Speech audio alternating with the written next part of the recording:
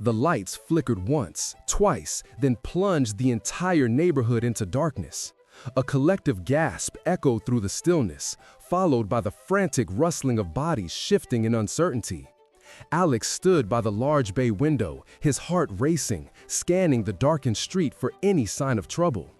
The usual hum of suburban life had ceased, replaced by an unsettling silence that buzzed with potential danger. Outside, shadows elongated as the moonlight struggled to pierce through the thick clouds above.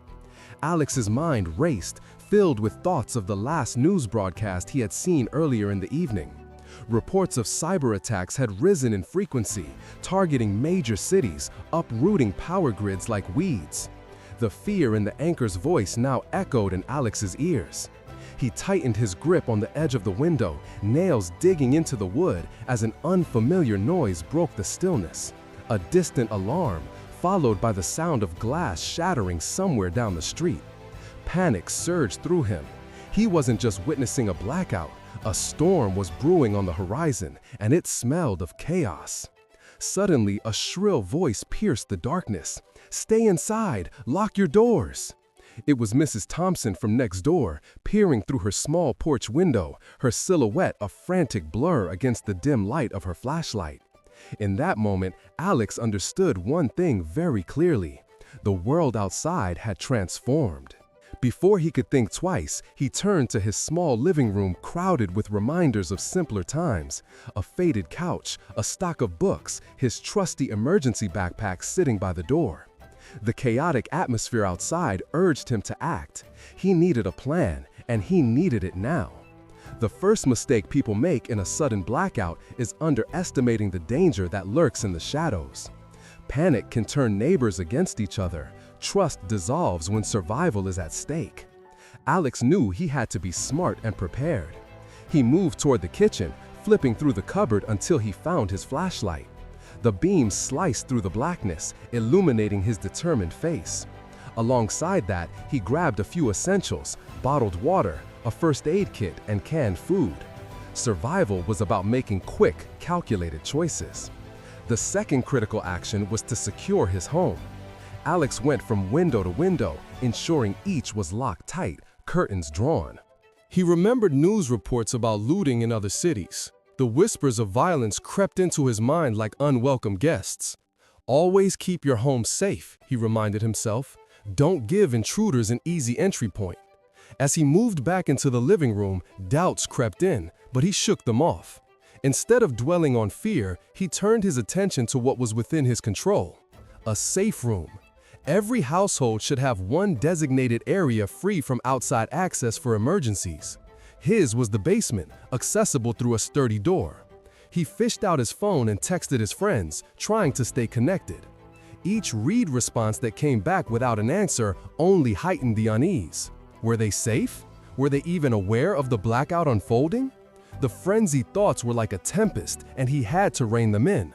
Amidst the growing tension, he remembered the myths that often circulated during crises.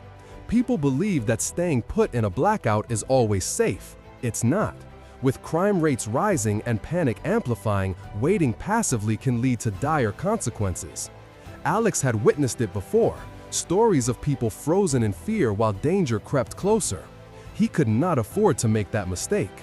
The sound of sirens grew louder outside, stirring his senses. The city was on high alert, and it was only a matter of time before chaos spilled into the neighborhood. He remembered an article he'd read about survival psychology, how clarity and action could trump sheer panic. The mind could either become a fortress or a battleground. In the thick of the mounting dread, he felt his pulse quickening. This was the moment. He had to prepare for the worst, but he also had to anticipate what might come next. Could the power come back? Would law enforcement reach them in time? However, every second lurking in uncertainty would only heighten the risk. The clamor of footsteps echoed from outside, shadows flitted past his window. Alex peered through the glass just in time to see two figures sprinting down the street, arms swinging wildly. Someone screamed. Adrenaline surged. Could they be running from trouble, or were they the trouble? This culminated in a pivotal realization. He needed to leave the house. It felt counterintuitive, but staying locked inside would only amplify the risk. Escaping would allow him to navigate the chaos on his terms. Knowledge was power, and Alex had to claim that power for himself. He moved to the back door, peering outside. The alley lay cloaked in darkness, a narrow path that might lead him away from the madness. Taking a deep breath, he flicked off the flashlight. This was no time to be a beacon for trouble. Just as he stepped outside, the world collided around him. The silence shattered, replaced by shouting and the unmistakable sound of breaking glass. Alex's heart thundered in his chest. He was face to face with the chaos he had feared, not as a mere bystander, but as a participant in a desperate fight for survival.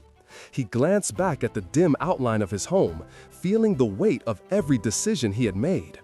The world had transformed into a fragile tapestry, where every choice could tip the balance between survival and disaster. In that moment, it was clear. Life wasn't just about enduring the storm. It was about embracing the urgency of now, navigating the unpredictability of a world that could shatter at any moment. The air was thick with tension, a palpable weight pressing down on Alex's chest as the shrill voice faded into the darkness. He could hear the distant sounds of chaos, a car alarm blaring, a dog barking furiously, and the muffled cries of neighbors. Panic was rising like a tide, threatening to sweep him under. He took a deep breath, forcing himself to focus. The flickering lights had been the first sign. Now it felt like the calm before a storm. The threat was not just the blackout, it was what might come next. Stay inside, lock your doors. The voice had sounded frantic, but there was wisdom in the urgency. Alex turned to the others in the room, his friends and neighbors huddled together, faces illuminated by the faint glow of his phone screen. He had to act quickly. They needed a plan, and he needed to take charge. The first critical step was clear: secure their immediate surroundings. "Everyone, check your doors and windows. Make sure everything is locked," he instructed, his voice steady despite the chaos outside. A few nodded, still in shock, but others moved into action. The sound of locks clicking echoed through the room, a small comfort in the uncertainty. As they worked, Alex remembered the first mistake people made during such crises: underestimating the danger lurking in the shadows.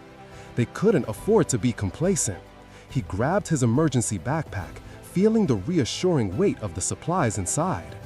"Listen up, we need to gather supplies," he said, returning their attention to him. "Water, food, and anything we can use to defend ourselves." The second step was to find clean water. "If we're stuck here for a while, we need to stay hydrated," he continued. "Fill every container you can find, bottles, pots, anything." As he spoke, he noticed one neighbor, Sarah, hesitating in the corner. "What if it's not safe to go outside?" she asked, her voice trembling. "Exactly why we need to be prepared," he replied, his tone firm. "If the water supply is cut off, we can't wait until it's too late.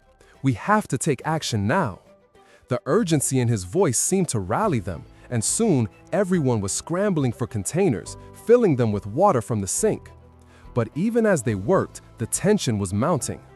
Alex heard a loud crash outside, followed by the sound of shouting. "We're not alone out there," he muttered under his breath, a cold shiver running down his spine.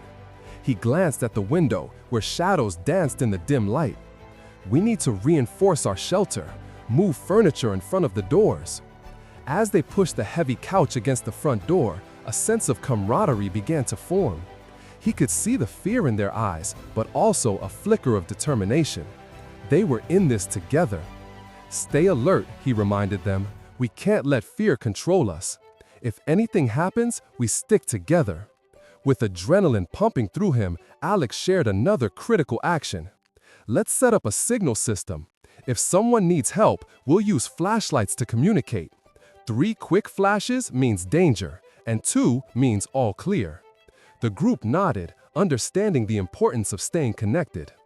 In the midst of their preparations, Alex felt the need to address the myths that often circulated during emergencies. "I know some of you might have heard that staying put is always the safest option, but that's not true. If there's a gas leak or toxic fumes, we have to be ready to escape quickly." He saw nods of understanding, the gravity of the situation sinking in. Just then, a loud bang echoed through the house. It came from the back door, rattling the frame. Alex's heart raced. The moment of highest tension had arrived. "Everyone, quiet," he hissed, and the room fell silent. They could all hear it now, a voice, muffled but unmistakable, demanding to be let in. "Open up, we know you're in there." The voice was rough, threatening. Alex's mind raced. He felt the weight of responsibility pressing down on him. "Stay calm," he whispered, trying to quell the rising panic in his chest. "We need to think." The neighbors exchanged worried glances, fear etched on their faces. Alex knew that losing control would be their downfall. "We can't let them in. They're not here to help." He gestured to the improvised barricade they had created. "If they try to break in, we'll have to defend ourselves. Grab anything you can use." As they armed themselves with kitchen utensils and makeshift weapons, Alex felt a surge of resolve.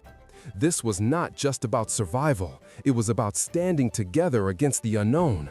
They were more than neighbors now, they were allies in a fight for their lives. The banging grew louder, more insistent. "We know you're in there! Open up, or we'll come in!"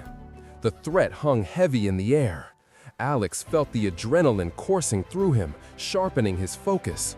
"Remember the signal system. If they break in, we scatter and regroup in the kitchen. Stay quiet until we know what's happening." Just as he finished speaking, the door shuddered violently, and the sound of splintering wood filled the room. Alex's heart raced. This was it, the moment they had feared. He glanced at the others, seeing the mix of fear and determination in their eyes. They were ready to fight for their safety. In that moment of chaos, Alex realized how fragile their world truly was.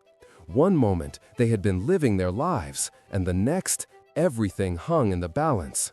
The darkness outside was a stark reminder of how quickly normalcy could shatter into chaos. As the door finally gave way, Alex felt a surge of courage. They would face whatever came through together. The fate of their small community rested in their hands, and they were not going to go down without a fight. In that instant, he understood that survival was not just about the actions they took. It was about the bonds they forged in the face of despair. The world outside might be crumbling, but inside, they had each other. It was that connection that would guide them through the darkness ahead. Before we wrap up, if you found this video helpful, don't forget to hit that like button and subscribe for more survival tips. And remember to ring that notification bell so you never miss an update. Stay safe out there.